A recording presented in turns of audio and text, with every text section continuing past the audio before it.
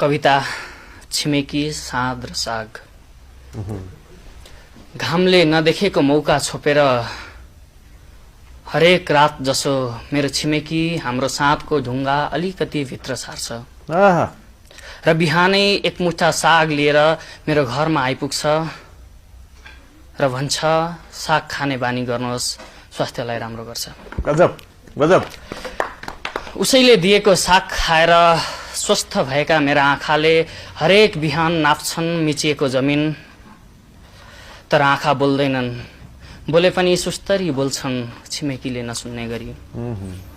बाहिर छैन मेरो छिमेकी, बाहिर छैन मेरो छिमेकी, बरु हट्टाकट्टा छ म भन्दा। भन्छ साग खाएरै हो म यस्तो भएको, साग खाने बानी गर्नुहोस्, स्वास्थ्यलाई राम्रो गर्छ। अझै पनि छ साग रोप्न पुग्ने जमिन मसँग, अझै पनि छ साग रोप्न पुग्ने जमिन मसँग, नभएको त जाँगर मात्र हो। छन त इतिहास पनि छ उसको भन्दा गौरवशाली, छन त इतिहास पनि छ उसको भन्दा गौरवशाली। हराउन लागेको त वर्तमान मात्र हो, बेपत्तै हुन लागेको त भविष्य मात्र हो। सम्झिन्छु हजुरबाका पालासम्म छिमेकीले पानी खाने कुवा हाम्रो थियो। हजुरबाका पालासम्म छिमेकीले पानी खाने कुवा हाम्रो थियो। बाका पालासम्म आँपको रुख हाम्रो थियो। तर अहिले त तुलसीको मठ आधा मेरो छ, आधा उसको छ।